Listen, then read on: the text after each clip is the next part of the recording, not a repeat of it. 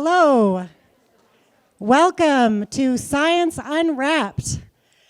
This is episode 5 in our series called Building on Basics, and where we've been looking at important core scientific ideas and how they apply in different fields. So thank you for coming tonight and bringing your inquiring minds. Our program is, as usual, we're going to have a talk by a great scientist, Carl Farley, and I'll introduce him in a moment. But then after the talk, we'll invite those of you who want to get right to the booths. We have a lot of hands-on activities, so we'll invite those of you to step out. But I'll also host a question and answer session, so those of you that want to stay and ask more questions about the presentation can do so. I want to mention a couple things. Our Caboose Club is doing that food drive. So if you brought items to donate, look for the bins. And that would be great. We also have, in addition to the regulars, a couple of different clubs I wanted to mention. The Association for Computing Machinery Women's Club is here tonight, so visit their booth. And the American Industrial Hygiene Association, they're very excited to have their advisor here speaking tonight. Okay, some people. I wanted to thank Dean Michelle Baker, who's here, the College of Science Dean. And I see a couple of department heads in the audience, Jan Soika, our physics department head, and Al Savitsky is here from biology, and maybe some other people are around, but come say hi to all these scientists. I also want to thank our Science Unwrapped committee who helped put the series together. That's Eric Fowler from computer science, Brennan Bean from mathematics and statistics, Missy Kofed from chemistry and biochemistry, Blair Larson from geology, Boyd Edwards from physics, Marianne Muffaletto, who's our amazing PR specialist, and then we welcome Jessica Hibachi from the biology department, who's also joining our committee. Okay.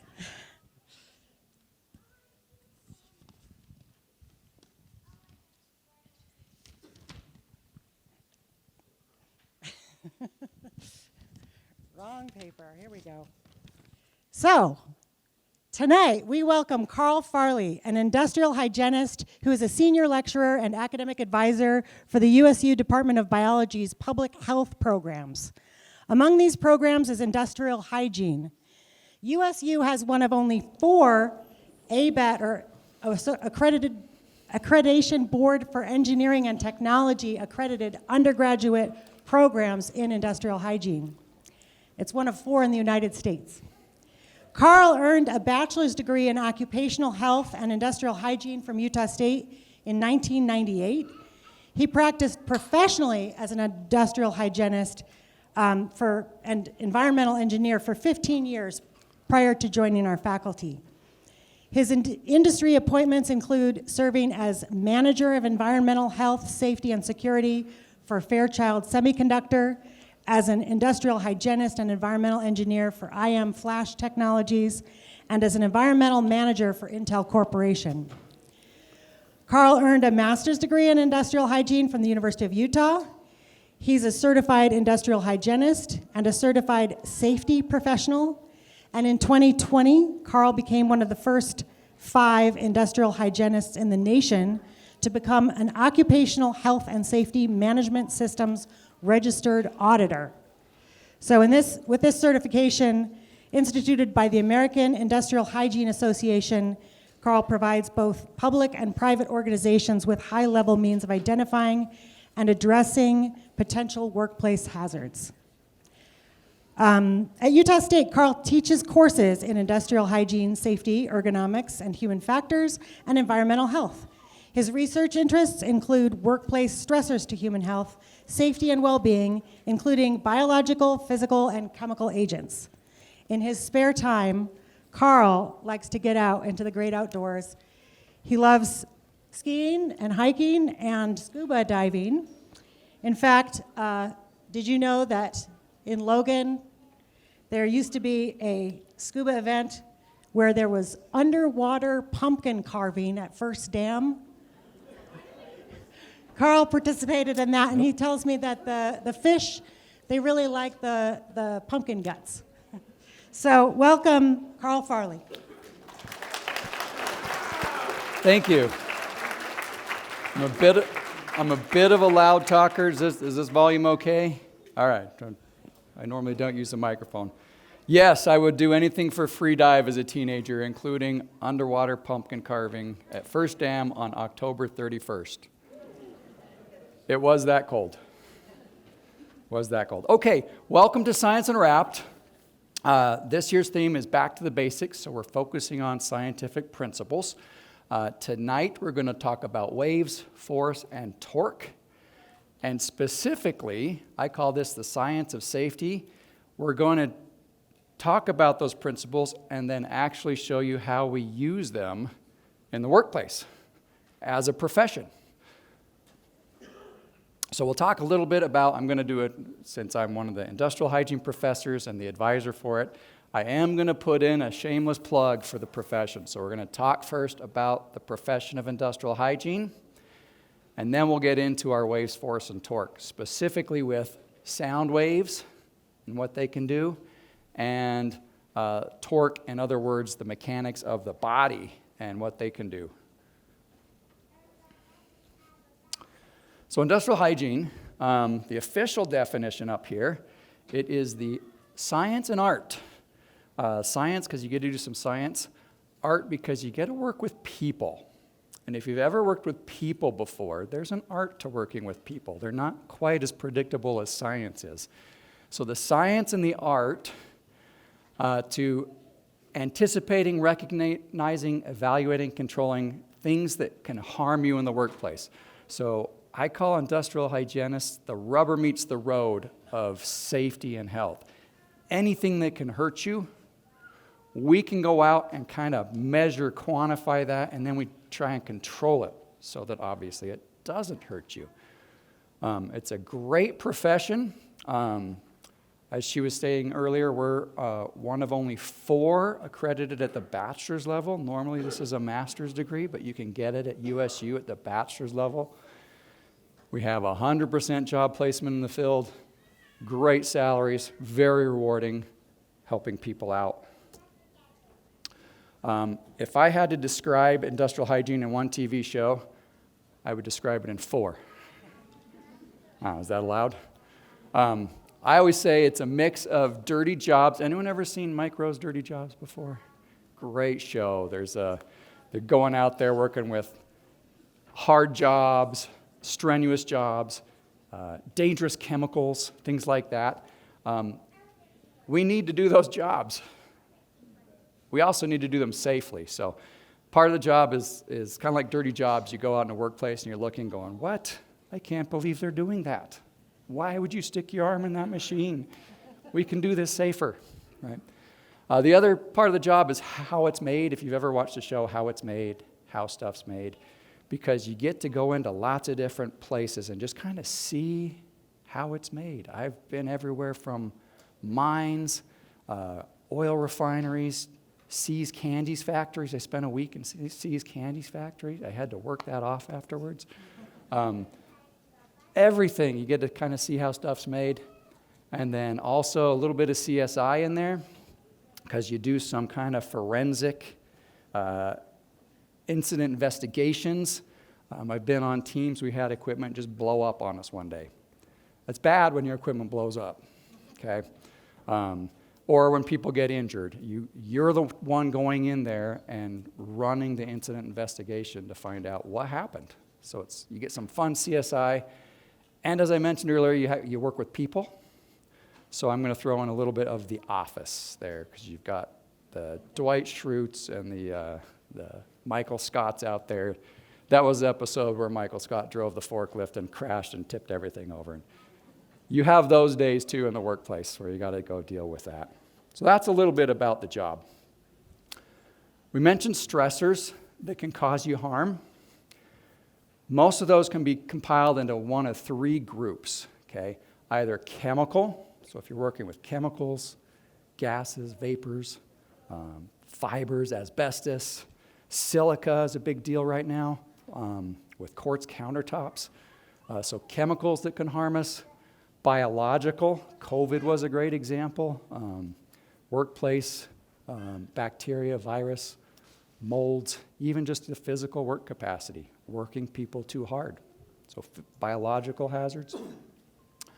Or physical hazards, noise, radiation, ultraviolet light, microwaves, ergonomic stresses, hot and cold workplaces, thermal stresses, even workplace violence. All things that we try and work on. And tonight we're going to focus on that. Oh, it's not working now. The physical hazards. We're going to focus on physical hazards. Here's a couple examples. These are all USU alumni from our program. So here's a few examples of them working on physical hazards, kind of things you might do in the workplace. On the left, the individual in the yellow hard hat, because he's a private civilian working for the Army, he is measuring noise levels at a live grenade throwing training center. So that's kind of fun. That's one thing I love about this job is you get out there. Can you imagine coming home? What'd you do today? Oh, we threw grenades and measured how loud they were. Yes, they're loud. The answer. Over here, that's someone working at a semiconductor manufacturing company. They have equipment that uses x-rays, so their job is to measure and make sure that it's not leaking any x-rays. On the right there is a good ergonomic problem. That's actually at a carbon fiber manufacturing facility, so they're loading all that product. I don't know if you can see each one of those spools, kind of like putting a spool of thread on the spindle. Is it called a spindle? You put it on the bobbin? Anyone is somewhere in here? If you can see all those spindles, he has to load that product onto each one of those. It takes him all day to do that. As you can imagine, that puts a lot of stress on his back. So those are all alumni out in the field doing work on physical hazards, and here's a little video of some students going to school right now, measuring a noise project here on campus. At a USU football game, each time the Aggies can do this, it's going to be followed by this. A USU Army ROTC cannon shot accompanies the opening kickoff as well as every single Aggie score, from touchdowns to extra points. I'd say it's pretty fun to run the cannon crew. We get to be a part of the spirit of Utah State and help hype up the crowd. But recently, as a part of a class, a group of USU industrial hygiene students wanted to see, well, just how loud is that cannon shot? So in this project, we designed a sampling plan to measure noise levels around the cannon shots during the football game. We used handheld instruments to make a map of noise around the cannon to see where the noise was loudest and where it was lower.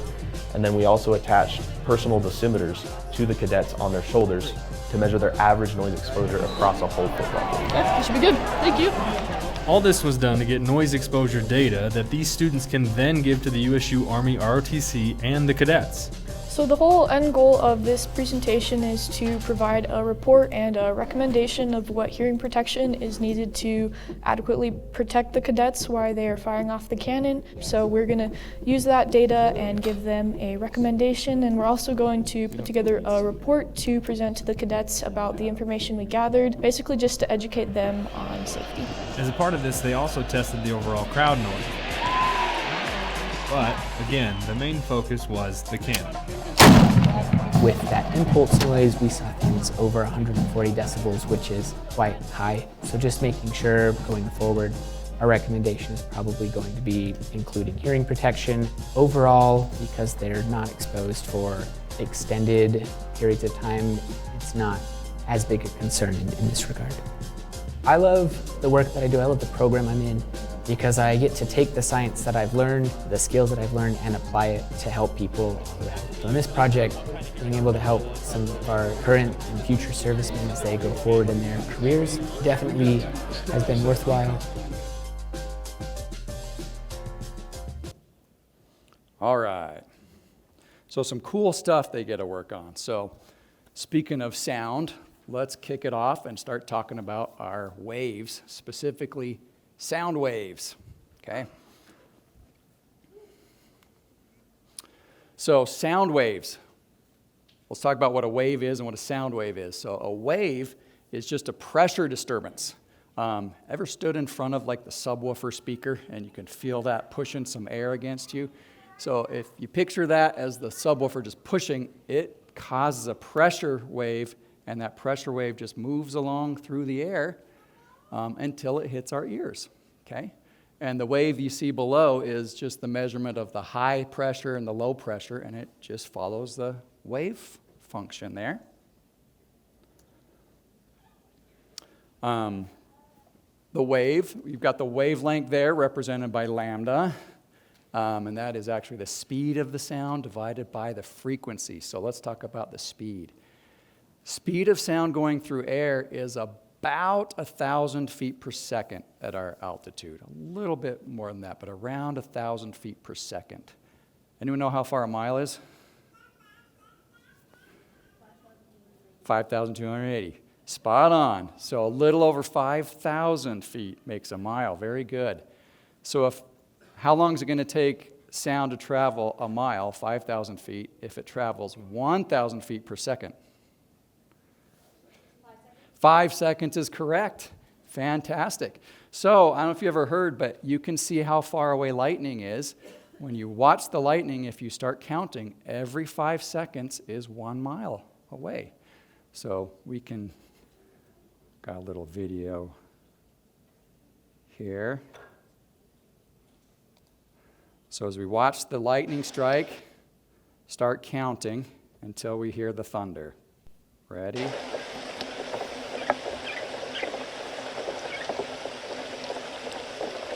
Boom. 1 Mississippi, 2 Mississippi, 3 Mississippi, 4 Mississippi, 5 Mississippi, 6 Mississippi, 7 Mississippi.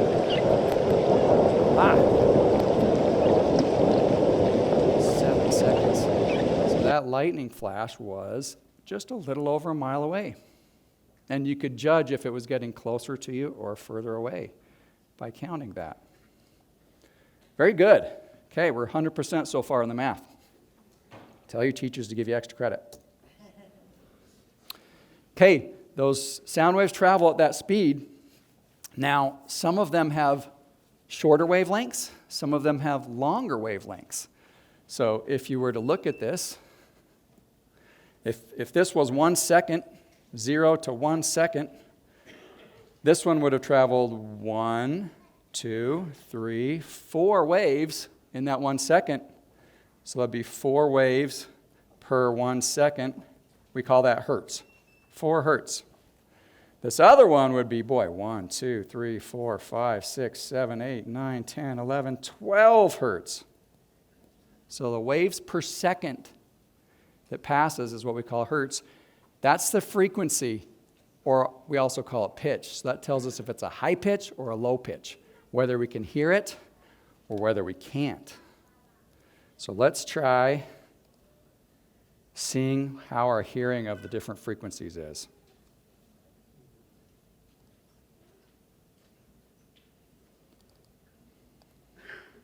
$85 dB.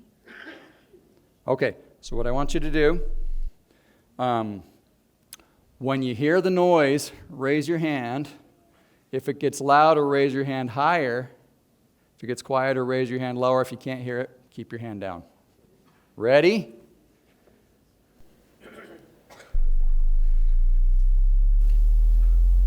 Seen lots of hands so far.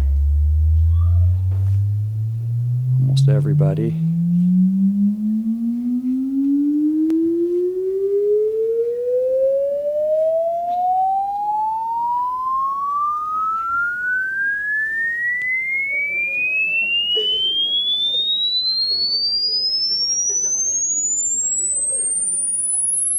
I can't hear it. Somebody still hear it? And now it's gone. Okay. A lot of you still had your hands up longer. You have better hearing than the rest of us. You have better hearing than the rest of us. That was actually the same loudness. That was the same decibel the entire time. It did not get louder or quieter. But it sounded louder and quieter because it got into that frequency range that we can actually hear, and then it dropped out of that frequency range. But it actually was the same loudness the whole time. Okay.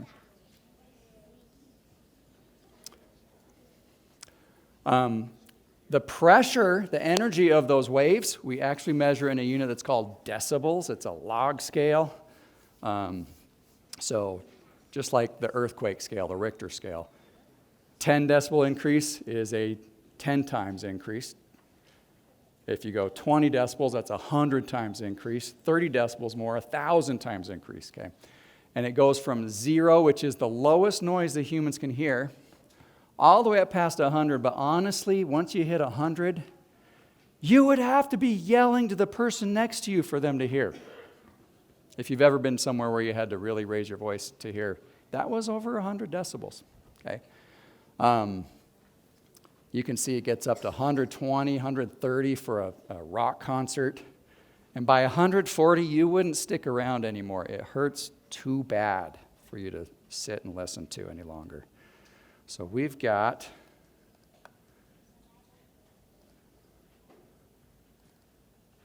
oops, I think that's the wrong camera. Hold on.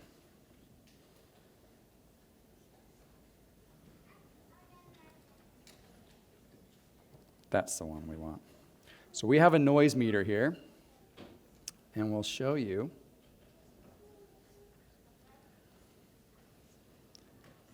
what we're going to do. It's measuring, and right now it's telling me it is 70 decibels in here.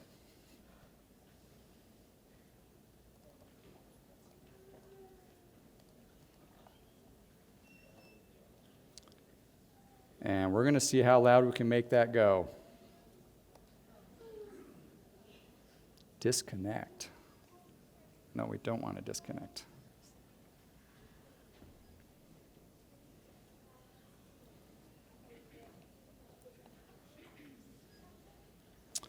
Well, let me try rebooting it. If all else fails, reboot, right? So what I want to do is have you guys, we'll let out a cheer as if the Aggies just scored a three-pointer. Can you guys see that? You see where it says 70 decibels right there? Can you read that? Okay, so on the count of three, we're going to let out a cheer like the Aggies just scored a three-pointer. We're going to see how loud we can get it to go in here, okay? Ready? 1, 2, 3.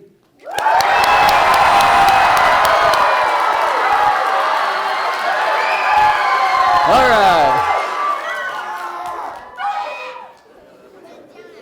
I just won $20. I bet we could get the loudest applause of any presentation this year. What did we hit? What did we hit? 105-ish? Yeah. You guys got that up quite loud. Great job. Okay. So that's how we measure the energy. Is in decibels, and it does have energy.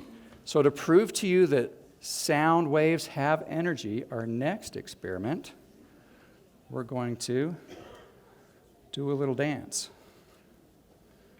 Okay, it was this one. If we can get the cameras to cooperate.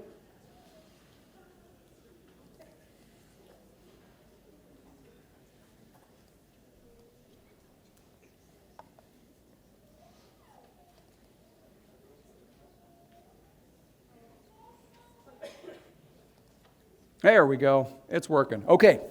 So what we have is, that's Bob. Has anyone seen, what's that movie with Bob and Lynx? Monsters, the monster one? Yeah.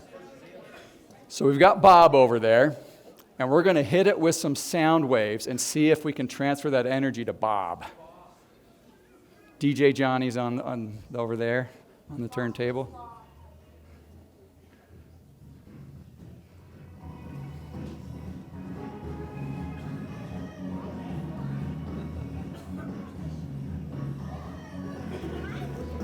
Even louder, even louder.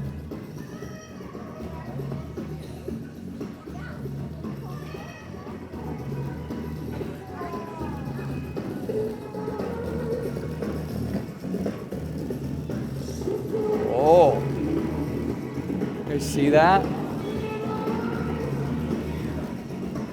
All right, back down. Do you see it get up and do a little boogie? Little dance? Could that be any cooler? I think it could be a little cooler. Let's see. Okay, hit it again.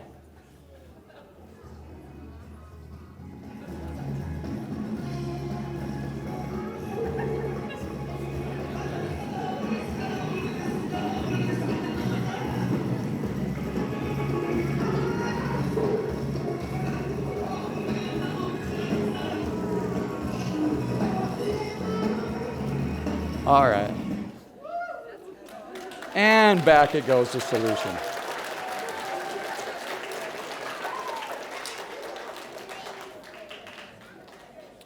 By the way, I got that off of an episode of Big Bang Theory. They were playing with that on Big Bang Theory. That's just cornstarch and water on a speaker, okay? So now let's apply that to people, okay? That sound wave had energy that transferred to Bob and made him get up and boogie. When sound waves come towards our ears, there's your ear. You got these big funnels on the side of your head. In fact, to hear better, you can make the funnels bigger like that, right? That funnels the sound waves into your ear canal, which then those sound waves hit the eardrum, transfers that energy through those bones right there, those 3 bones, towards the cochlea, and it presses up against the cochlea, which is water-filled. It's like a water balloon with these little hairs inside there, and when it presses against that water balloon, those waves go through there, and they make those hairs, those cilia in your cochlea, it makes them boogie too. And when they're boogieing, they send a little electrical signal to your brain, and that's what we recognize as noise. Okay? Now, here's a picture of inside the cochlea. You can see all these little cilia going all the way around there like that. Okay? That's a normal, healthy cochlea. Now, if we hit those cilia with a little too much energy, we make them dance too hard or too long, guess what happens to them? They die. They die. They break and they die. Here's a picture of a damaged cochlea. Can you see the difference there? What's missing? A whole lot of hairs right through here. By the way, that's the higher frequency range of hearing. And as it continues down, it's the lower frequency and lower frequency going all the way down there. Yeah. So, do you want to see who's lost their higher frequency hairs? We can do that. You ready? Okay.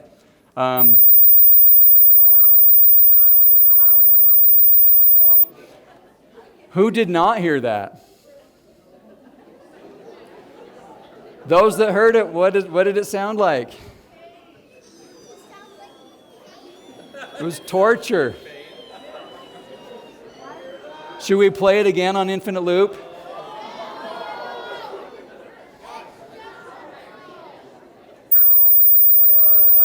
All right, we'll stop it.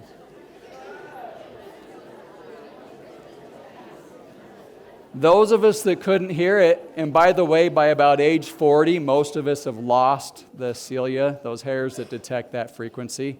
So by about age 40, most people have lost that hearing. In fact, when pagers and cell phones first came out, kids would sneak it to school, and that would be their ringtone, because the teacher usually wouldn't be able to hear. But all the other students heard it. Okay, so that's sound waves, and the next part of the presentation we want to talk about is ergonomics, force and torque. Anyone ever been on a teeter-totter at the park? A little seesaw that goes up and down? What happens if the person on the other side doesn't weigh the same as you? Yeah, kind of like this teeter-totter right here. Right? So let's talk about that. And then we'll apply it to people. So torque, or specifically moment, is measured in foot-pounds.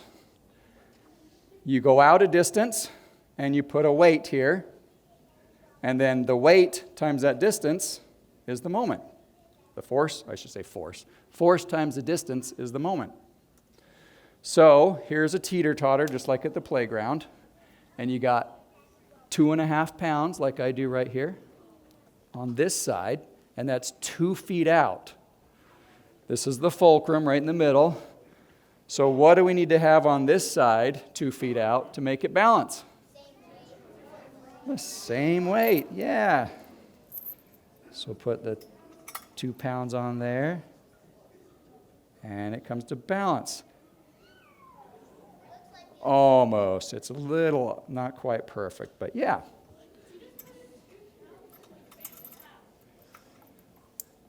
All right, so you guys did well on that one. Let's make it a little harder. So 2.5 pounds times 2 feet is 5 foot-pounds.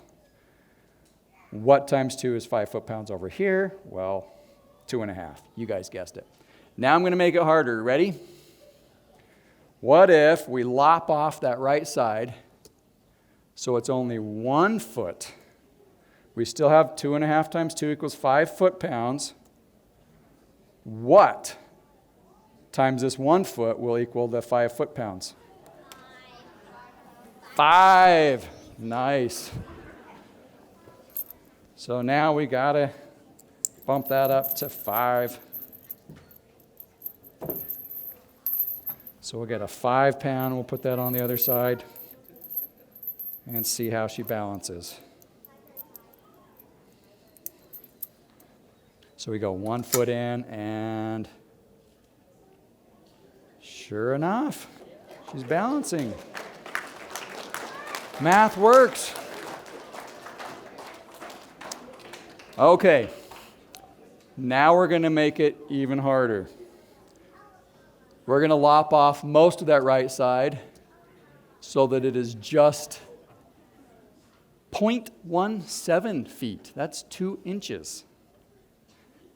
Now, I put the answer up there because you probably need a calculator to figure that one out. So in order to get the 5 foot-pounds of moment, torque, going on that right side, we'd actually have to attach 30 pounds on that other side.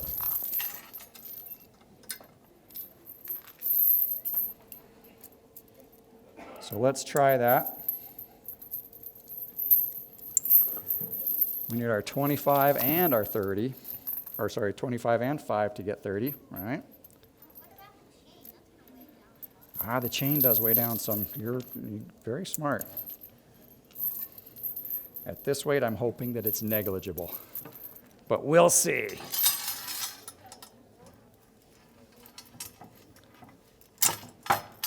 Oh, I gotta go.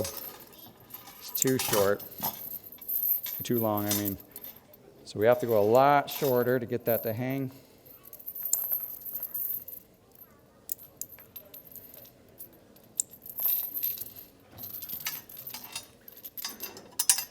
There we go. And she's balancing again.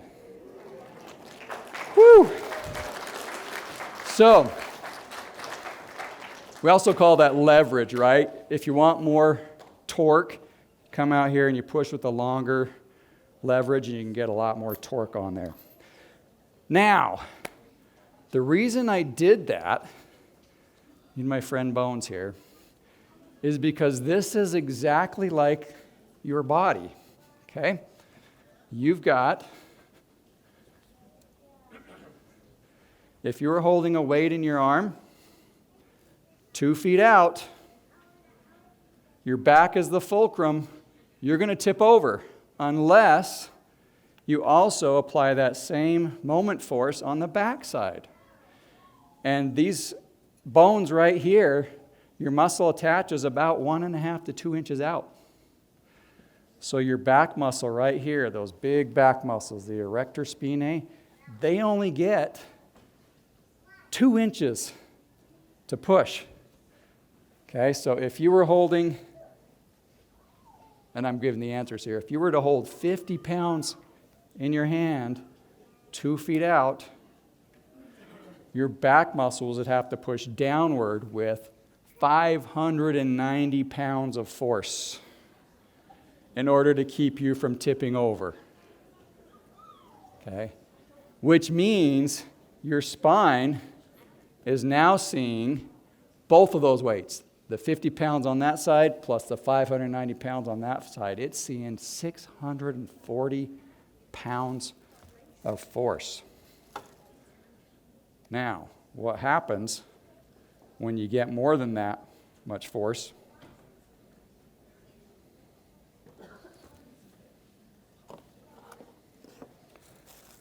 I've got a little back example here. So what happens is, so I've got to reboot it again. In between each of these vertebrae, you have a disc right there that's like the shock absorber. Okay? There we are. You guys all see that? Now, what happens if we give too much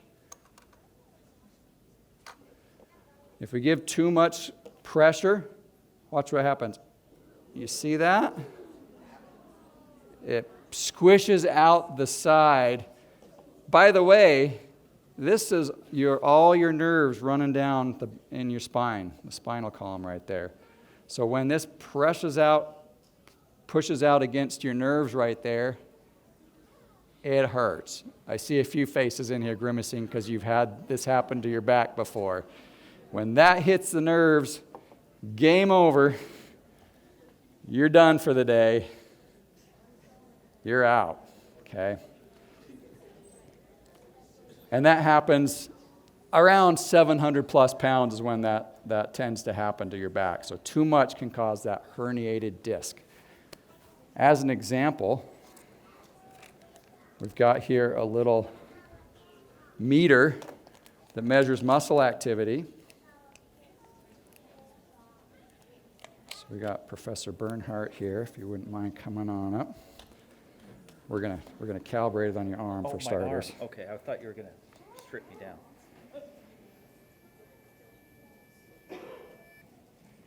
Okay, now we're gonna get it to your back.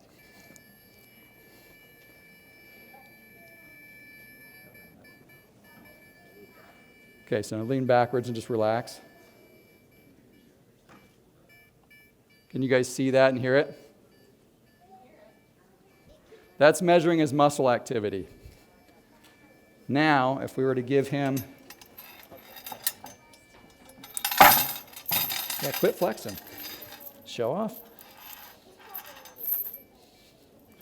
So if we were to give you a weight, and they're all tangled up right now, so I can't get them out there. No, just give them all. We'll do it. Okay, so hold it in close. Lean back a little bit. See how his back muscle's not working too hard? Now hold it out further.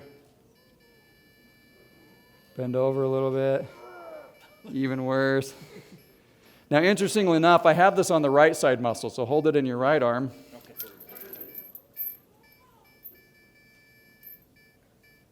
Not too bad because it's pulling him to the right, so his left muscles are working. Now hold in your left arm.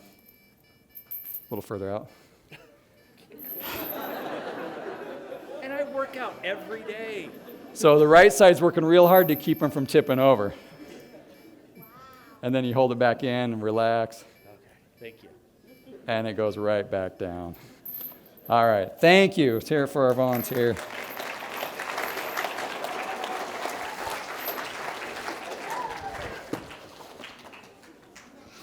So that's showing how those back muscles have to work extra hard to keep you from tipping over because of this whole concept of moment, torque on there. And that's something we also do. Another physical hazard that as industrial hygienists, we'll go out into the workplace and we'll look at people working and their situation and the angles and how far they have to bend over and the weights they have to lift to determine if that's safe or if that's not safe. If that's too much, someone's going to hurt their back. And And anyone that's hurt their back, that is no fun. It's no fun for the company either. The average back injury costs $25,000 to the company. So it's worth it to the company to pay people to come and measure this and put in controls so that people don't get hurt.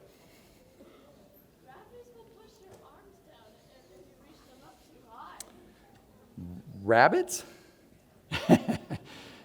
Yeah, he's got bags of, I believe that's flour. That's a food processing place, so I think that's flour there. Yeah.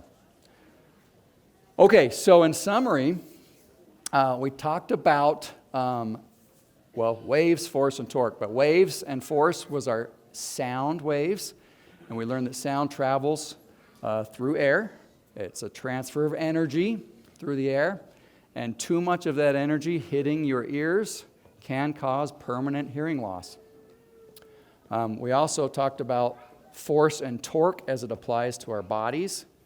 Our bodies can be looked at as a mechanical device, and too much torque on our bodies can cause it to also get injured.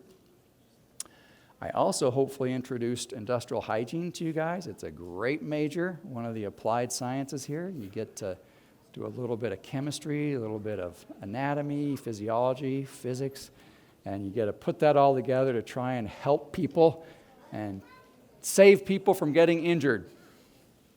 So industrial hygiene superheroes. But we don't wear capes. No capes. That's dangerous.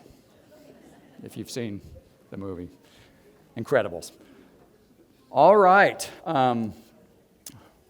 We'll turn it on over. I believe we've got some demonstrations, so we'll let you talk more about the demonstrations that are outside.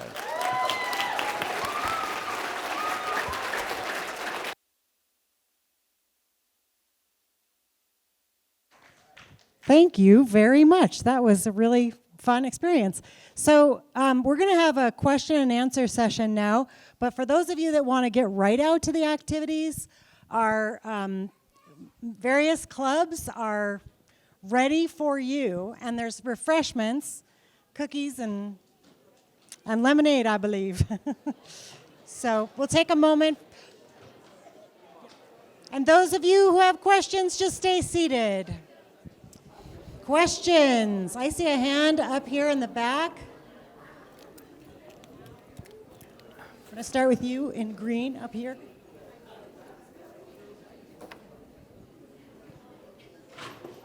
So I have two mostly unrelated questions. So the first one I'm going to ask is, wouldn't the Hulk be getting constant joint pains because of the square cube law? What was the question? Wouldn't the Hulk be getting constant joint pains because of the square cube law? Would the Hulk be getting constant joint pain because of the square cube law? So as he's getting bigger, yes. That's a good question. You know, I don't think Disney thought that out well enough, did they? Yeah.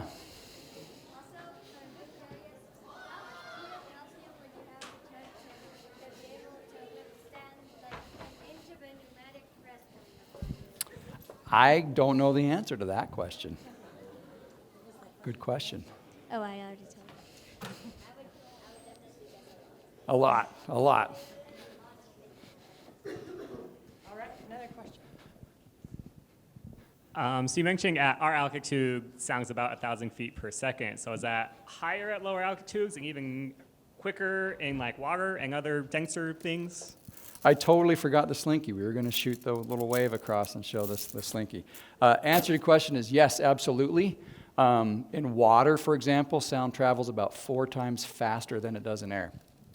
So if anyone that's been scuba diving or something, you hear a noise and you're like, oh my gosh, that boat's about to hit me, and you're like looking around, it's way off there.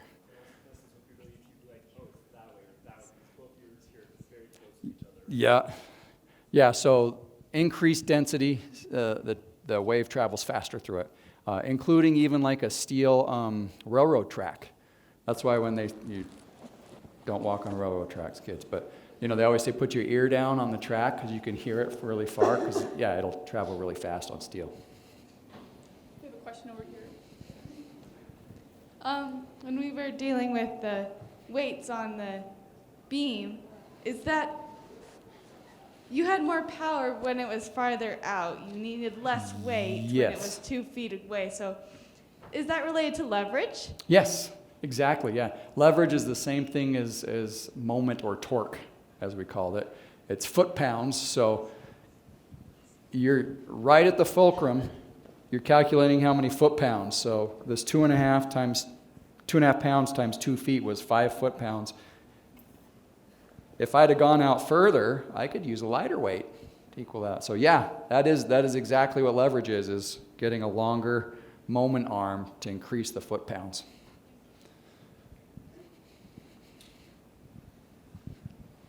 For people who hear more than others, do they have more of the little hairs in their ears than most people? Yes. So, and when you're born, we all have about the same, pretty close to the same. And then we tend to, some people genetically have less. Some people's cochlea, for example, isn't functioning. But yes, the number of hairs you have does determine your sensitivity. And we all lose them over time. We just try and slow that so we don't lose them too much. But yeah, you're exactly right. More hairs equals better hearing.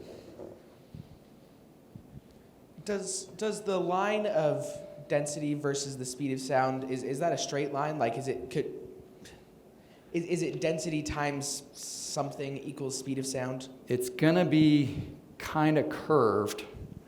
Well, yes, density versus the speed of sound will be straight.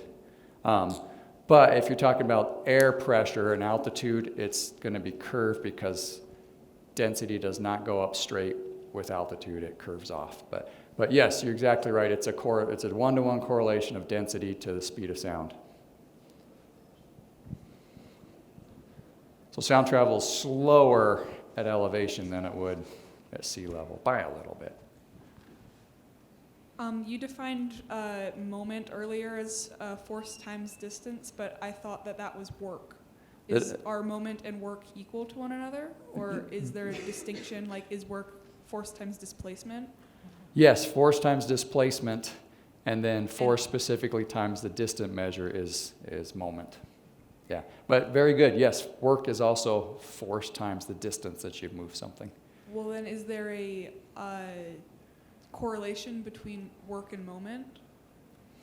And does it matter if there is? I guess in a way you're considering at the fulcrum the foot-pounds is the amount of work that you're doing it. So yeah, I guess I would say there's a correlation in there. That's a good observation. So how do you recommend someone pick something up to ease that strain on their back? Yeah. So you've heard lift with your legs, not your back, and then yeah, and then the long story is there's this curve right here in your lower back, the lordotic curve, and if you notice, to get that meter to quit beeping, he leaned back a little bit to increase that curve. So they say keep your back straight when you lift. Actually, it's better to curve it, but this way. So if you look at picture Olympic weightlifters, when they go to lift something up, and the weightlifting term is gut out, butt out, because if you focus on that, then you're keeping that curve right here this way. So straight's good. This is the worst, bending it the way it's not supposed to be bent. Straight is good. Curved this way is even better. So yeah, if you can keep that weight centered and close in like that as you lift up, that'll save your back. Or preferably not lift it off the ground at all. Twisting is one of the worst things you can do for your back. Absolutely right. If you look at these things here and you got that cushion in there, that shear force of twisting, that really does a number on them. So yeah, definitely don't twist with a weight.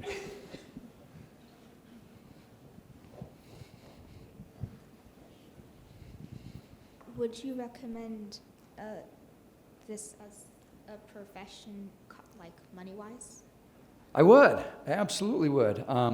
We've got the other professors here, and John Flores can correct me if I'm wrong on this, but Last year, our students right out of school, the lowest was 50, the highest was 100,000. So right out of school at the bachelor's, they were making between 50 and 100. What was the median, would you say? 77. So 77,000 right out of school at the bachelor's. Average, if you're 6 to 10 years out with certification, you're looking around 135 to 150. On up to maybe 250 is probably kind of the high end of it. So you may not be the richest person in the world, but you definitely won't be poor. You'll earn more money than your teacher. You will earn more money than your teacher.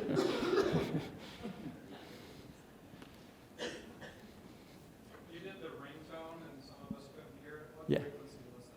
I don't recall what frequency the mosquito ringtone was.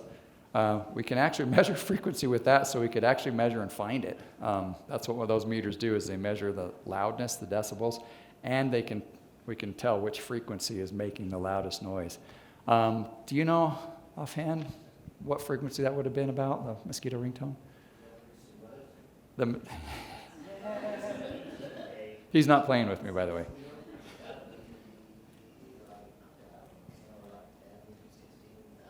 16,000-ish, yeah. Yeah, quick Google says 17.4, so 50.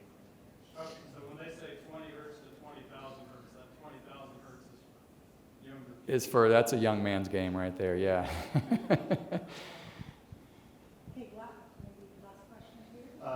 We're discussing moment. Do you see any differences in back injuries based off of the height of the person? Taller people have it farther out? Yes. And it depends on the workstation setup. For example, when I do dishes, it hurts my back worse, which is why I don't know. I'm just kidding. I do dishes, and my wife's over there.